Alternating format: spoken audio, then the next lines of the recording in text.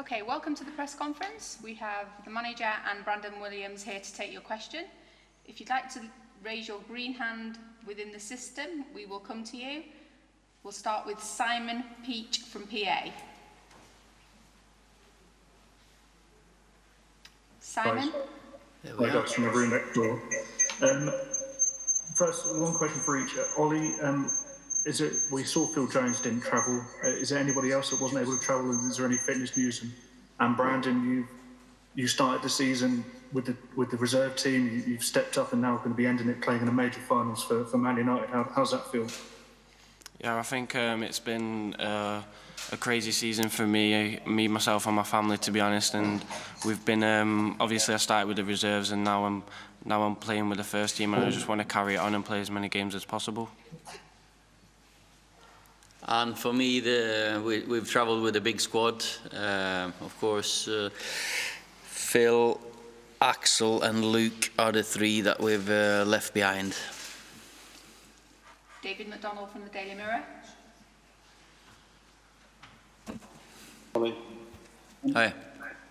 International managers in the past have talked about difficulties of keeping players stimulated during a tournament. I mean, with the lockdown measures in place as well, it's even more difficult for you. How do you intend to keep the players, entertained and stop them from going stir crazy? Because you presumably, obviously could be out here for the best part of 2 weeks. Yeah, we'll cross that bridge when we get to it, I think. Of course, we've put plans in place, but for me, it's only about this game now. You can't think too far ahead. It's a knockout tournament. If you don't perform, you're going home. So if we go through, then we got a few days for the next game. But at the moment, we don't have that problem. Samuel Luckhurst from the Manchester Evening News.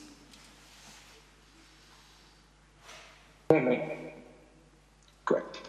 Brandon, it was you've had such a great season with the breakthrough coming relatively late, where you didn't go on the pre-season tour. I mean, at what stage did you feel as though you were completely in the first team squad for the rest of the season, that you very much belonged there? I think it's not a case of that, because at any time I can drop down into the 23s and I could pick up an injury or anything. So I'm just focused on what I'm doing, and I want to keep working hard, keep on improving what I need to improve on, and try and play as many games as a club as I can. Simon Stone, BBC.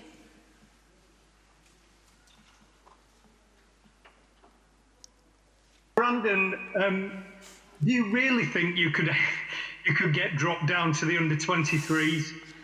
I mean, you've had an incredible journey so far.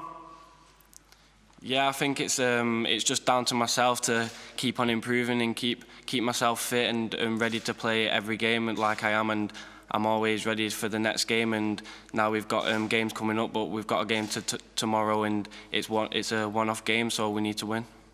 Andy Mitten.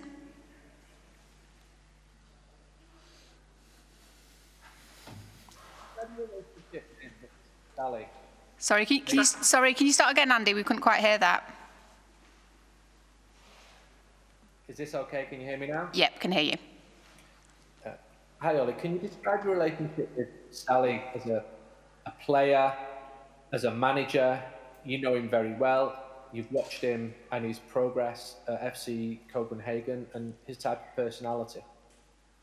Well, I've known Ståle since, I played against him the first time in '95, so I've known him for years. He's had a very good career as a player.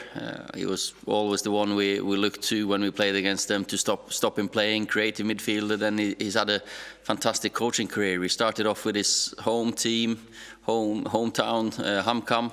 Then he's been at Copenhagen two spells, been in Germany, here in Cologne, been in the championship with Wolves. So in a similar way, he's had his ups and downs, but he's really come through again. He's leaving a legacy at Copenhagen. Now they're in the quarters for the first time, so it's step by step for him. I went to Copenhagen to do my study visit for the pro license, which was very kind of him to let me in, and they lost to Chelsea, so hopefully this time they'll lose to us. Paul Hurst, The Times.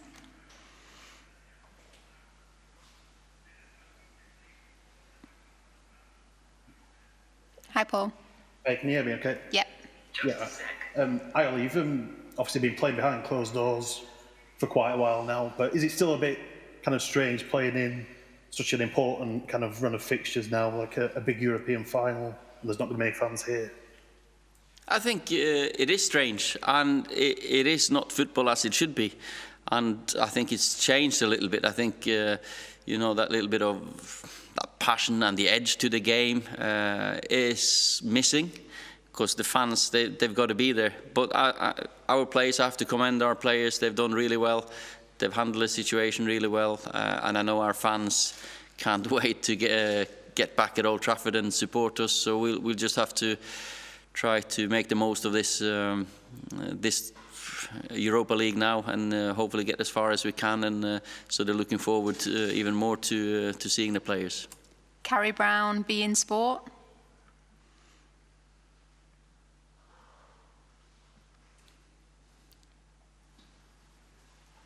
Hi, Carrie. Can you hear me? Yeah, we can hear you. Hi, Ollie. I want to ask you about Paul Pogba. A year ago, he talked about needing a new challenge, but yesterday he posted a video celebrating his 4th-year anniversary of returning to Manchester United. Got the same haircut that he had on that announcement. What does it mean to you as a coach that he's now happy to be at this club and looking forward, it seems, to an exciting future? I've answered numerous of questions on Paul, and we're delighted that he's back playing. He's fit. He's enjoying his football. Of course, he's got time to, or lost. He's got to make up for lost time, and he's trying to do that. He's training extra. He's always a great personality in and around the place, and hopefully we can see him lift this trophy that he's done before. He's professional. He's a fantastic boy, and I'm delighted that we've got him in the team. Sam Matterface, TalkSport. Hi, Ollie. Generally, but not always, you've selected Sergio Romero in your cup games. How difficult is it for you to have to make a choice between your 2 goalkeepers for the rest of this tournament? That's an obvious question, because I think I must be the most privileged manager in the world with the goalkeeper department we've got, with Sergio, David, and you've got Dean Henderson as well coming back. So you've got 3 there, top keepers. And this Europa League, or this season, has shown again how important Sergio has been to us. And for me also, David's been always performing there. So we'll see what we do rest of the season and going forward. Difficult, yeah, of course it is. But that's a nice problem to have. Laurie Whitwell, The Athletic.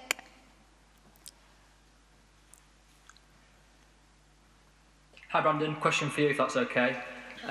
You play with such personality and aggression on the pitch. I just wondered where that comes from. And also you've played in different positions, left wing back, left back, I think even right wing against Liverpool. I wondered if you had any thoughts on where you play on the pitch.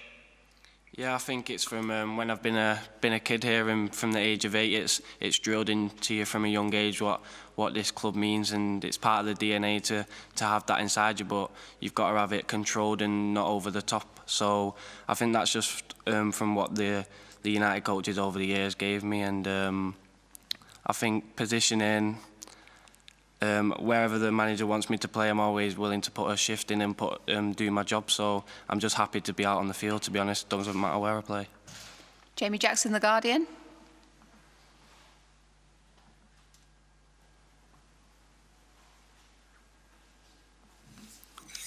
Hi, Ollie. With regard to Anthony Martial, you've spoken about him in the past, you wanting to get more sort of poachers goals. He seems to be doing that.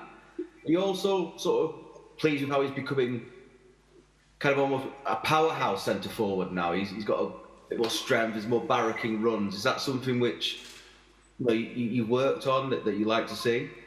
Oh, definitely. Anto has made huge strides this season in many aspects of his game. Of course, I like him being scoring, being in between the posts, scoring, call it the simple goals, because we know we can do the world this, like he's done a few times.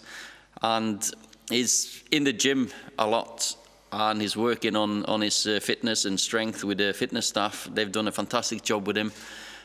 He's physically at his best level, I think, in his career, and I'm just looking forward to seeing him improve even more. And there's more to come from Anthony, definitely.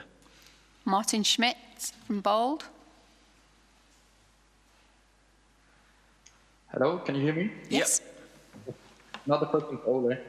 I think that this is the historic quarterfinal for FC Copenhagen. They've beaten the Scottish and the Turkish champions. Are you surprised to see them this far in the tournament? And if you could identify some main strength of Copenhagen? No, I'm not surprised at all. I know how Ståle has built the club and what they're about. Of course, we have played against them when we were at Molde. I've known Ståle for such a long time.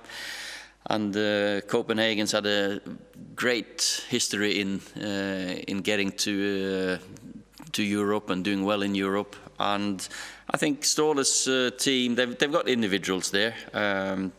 Very good players. There's young forwards, interesting. Three of them, to be fair, and experienced players in midfield and at the back. But I think the biggest strength is the teamwork and how well organized Ståle's teams always are. Rob Dawson, ESPN.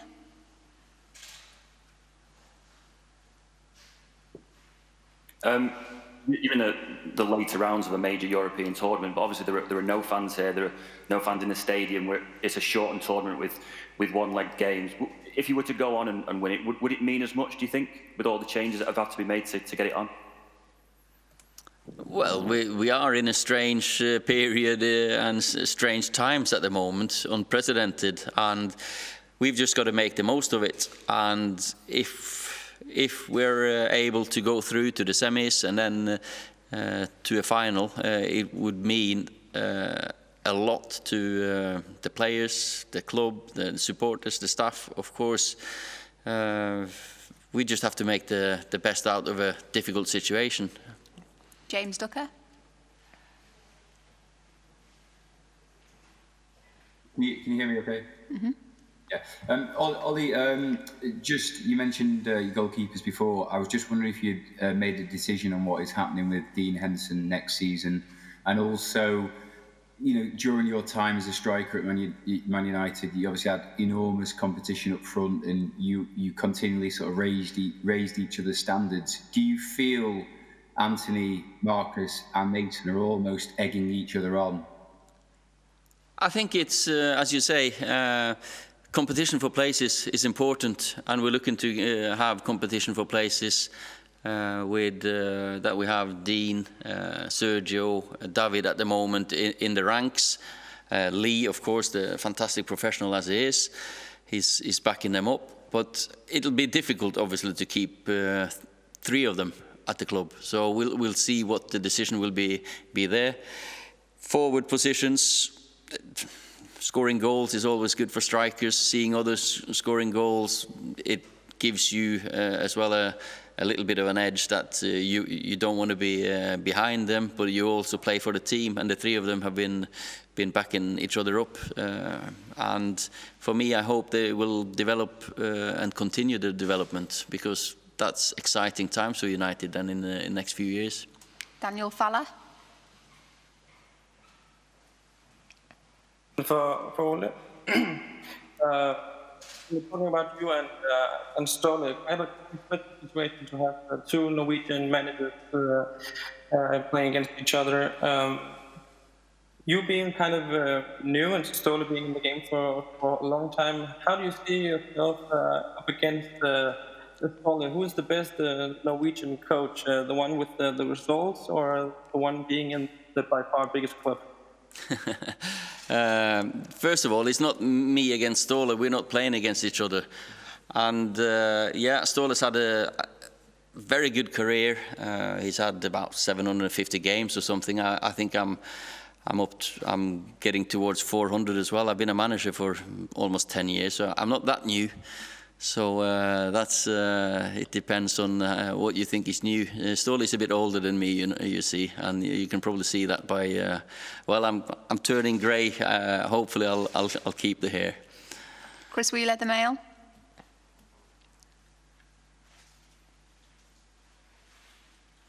Can you hear me, Ollie? Yeah.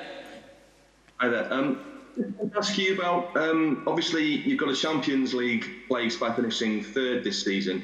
Has that taken the pressure off you going into the final stages of this competition? Now, there's not as much at stake, basically. Well, I don't think so, because, you know, we went into this season knowing that Europa League is a great chance for us, one, to get a trophy, to get far in a tournament, but also to groom a few of the youngsters, and it was perfect for us. I think if we'd been in the Champions League this season, of course we all want to be in the Champions League, but I probably or maybe wouldn't have had the chance to play the likes of Brandon as much as we have, Mason, you know, so many of the young kids and the players that have now started what's going to be fantastic careers. So Europa League has always been about that as well. It's about keeping the squad together, having a group that is working together in giving people chances, which when they take them, Brandon sits next to me and is going to play in a quarter-final in the Europa League. Is a great achievement for him this season, and it's been perfect for us. Okay, last question, Mads Glenn, well last.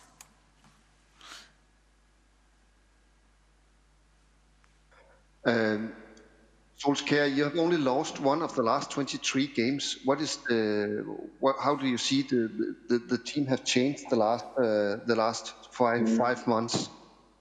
Well, we have developed through the season. We've had a squad that's been working together, and of course there were a few changes in the January window that made us even stronger.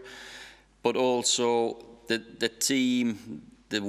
teamwork that we've done, all the principles, they were getting more and more in the group, and it's more and more natural, and we've found good form.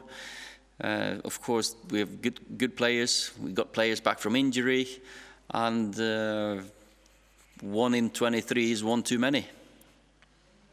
Okay, thank you everybody. That concludes the Manchester United press conference. Thank you.